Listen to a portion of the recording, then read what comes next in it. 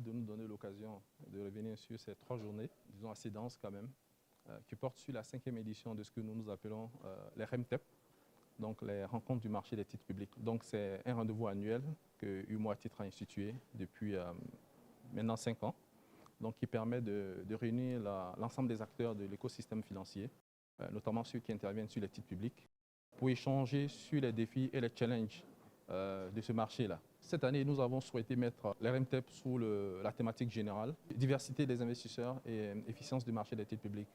Parce que nous pensons que plus il y a d'investisseurs, mieux c'est pour le marché et ça participe à l'efficience de ce marché-là. Donc voilà, à côté de ce grand thème, nous avons identifié 3 thèmes techniques pour le marché. Le premier porte sur la démocratisation des titres publics, comment faciliter l'accès au grand public. Donc il s'agit en fait de discuter sur les voies et moyens pour permettre en fait d'offrir l'accès au grand public au titre. Ici, c'est de susciter la réflexion. Nous avons invité, si vous avez plusieurs catégories d'acteurs, des banques, des SGI, des SGO et des FinTech, pour qu'ils puissent discuter entre eux, pour susciter ce débat-là, cette réflexion-là. Parce que nous pensons qu'en fait, il y a quelque chose à faire, il y a des efforts à faire. En échangeant, ils puissent trouver des voies et moyens pour arriver à cet objectif-là.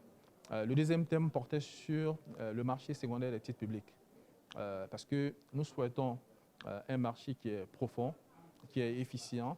Et pour y arriver, il faut que ce soit un marché où le marché secondaire il est dynamique. Ça veut dire que si vous achetez aujourd'hui un titre de 15 ans, il faut que dans un mois, dans un an, si vous souhaitez vendre ce titre-là, il faut que vous puissiez trouver un partenaire pour pouvoir vendre ce titre.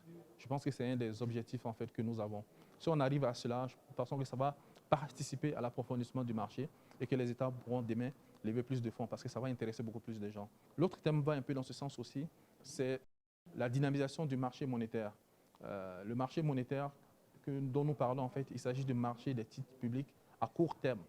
Parce que nous pensons que le segment court terme est le socle du marché financier. Il faut qu'il soit bien développé pour que le marché financier, le marché des titres publics puisse bien s'asseoir.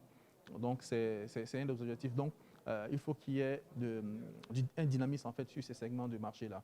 Et ça va permettre en fait, de nourrir le reste du marché et faciliter la construction d'une courbe des taux.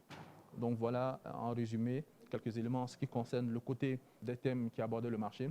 L'autre élément, c'était de permettre aussi aux États, qui sont nos émetteurs, de donner et de partager des informations avec les investisseurs qui sont là.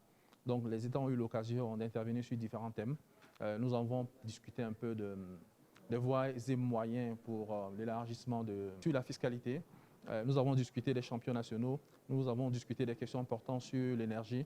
Donc ce sont des thèmes que nous avons voulu échanger parce que quand les États lèvent des fonds, ces ressources-là doivent être investies sur les projets. Voilà. Et qu'est-ce que les États font de ces ressources-là? Donc c'était un peu pour susciter. Et ces discussions avec les États ont permis aux États de présenter leur programme de financement pour l'année 2023 aux différents investisseurs qui étaient présents. Voilà. Et en termes de répartition de ce financement-là sous forme de bons, des titres à court terme ou d'obligations, des titres à long terme.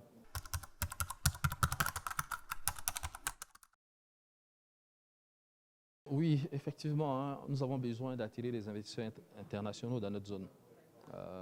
C'est des investisseurs qui participent avec des apports, des idées nouvelles, souvent avec des techniques nouvelles ou des technologies nouvelles qui facilitent, qui permettent en fait d'impulser un dynamisme au marché. Il faut probablement accompagner en fait l'arrivée de ces acteurs dans notre zone. Mais retenons déjà en fait qu'au niveau de notre zone, il y a un règlement qui s'appelle le R09 qui régit les relations financières des États avec l'extérieur. Ce règlement aujourd'hui libéralise complètement l'investissement dans notre zone. C'est-à-dire qu'aujourd'hui, il n'y a aucune contrainte en fait, pour un investisseur de venir investir dans notre zone. Il vient librement, il investit, il achète des titres. Librement, il vend ses titres, il rapatrie ses ressources. Donc, c'est totalement libre. Il est vrai en fait que les investisseurs internationaux nous ont remonté quelques difficultés. Souvent, peut-être des institutions financières qui ne jouent pas forcément le jeu, mais on pense que c'est au niveau opérationnel qu'il y a des efforts à faire. Donc, effectivement, il va falloir que nous réfléchissions ensemble pour essayer de trouver quelles sont les voies et moyens, ensemble avec le régulateur, peut-être la Banque centrale, comment accompagner en fait cet effort-là.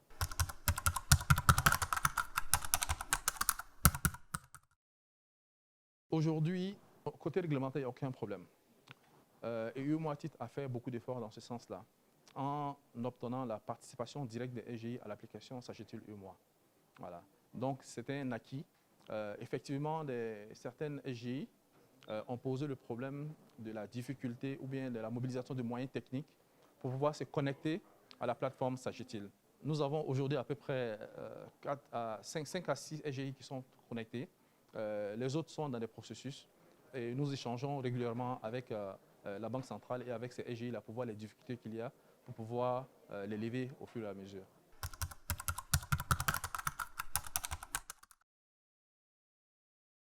Je pense que l'éducation financière englobe en fait un domaine très large. Mais le premier point, c'est l'éducation déjà de façon générale, l'alphabétisation. Quand on a une population qui est à majorité analphabète, il est difficile. Peut-être qu'il faut trouver d'autres moyens. Analphabète ne veut pas dire qu'il n'est pas intelligent, mais ça veut dire que les termes que nous utilisons sont des termes techniques peut-être un peu difficiles, un peu exotiques. Donc, il faut peut-être ramener le discours à un certain niveau et puis trouver peut-être des relais pour essayer de porter le message de cette éducation financière à cette population. Ceci étant dit, je pense que la plupart des institutions ont des programmes d'éducation financière. Au niveau de UEMOA Titre, nous avons un programme plutôt de vulgarisation de la culture financière. Nous y travaillons. Nous allons essayer de déployer de plus en plus des éléments. Je disais en fait, c'est vrai pour ceux qui ne savent pas lire, c'est un peu plus difficile par le problème de certification, qui est déjà peut-être à un certain niveau, des gens qui comprennent peut-être le B.A.B.A., même s'il n'y a pas des niveaux minimums requis pour passer cette certification-là. Voilà. Mais je pense qu'il faut trouver des moyens pour essayer d'atteindre l'individu lambda, l'individu qui est au marché et qui peut-être ne connaît pas ce dont on parle, le produit financier, c'est quoi, essayer de lui expliquer de quoi ça relève. C'est juste un emprunt, un prêt qu'on fait à l'État, par exemple, et puis contre peut-être des revenus périodiques. Voilà. Donc, je pense qu'on va essayer, à notre niveau, d'essayer de ramener ce discours-là à quelque chose qui serait accessible.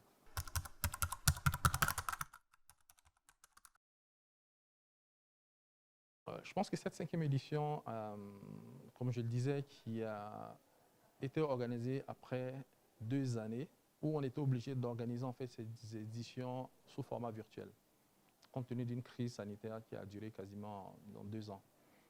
Ça a suscité, à mon avis, l'engouement que nous avons connu. Il y a eu beaucoup de participants. On note à peu près, je pense, 150 personnes en présentiel et autant en virtuel. Voilà. Vous avez vu que les investisseurs, les émetteurs, les intermédiaires du marché étaient ravis de se retrouver. Voilà. Donc, on pense que en tout cas, les premières impressions de notre part, c'est que il fallait le faire. Voilà. Et nous sommes en tout cas contents des premiers résultats que nous avons pu voir. À la suite des sondages que nous allons réaliser, nous allons voir effectivement ce que les participants en pensent. Voilà. Donc, voilà un peu quelques mots que je peux dire sur ça. Il y a eu beaucoup de discussions, il y a eu beaucoup de propositions.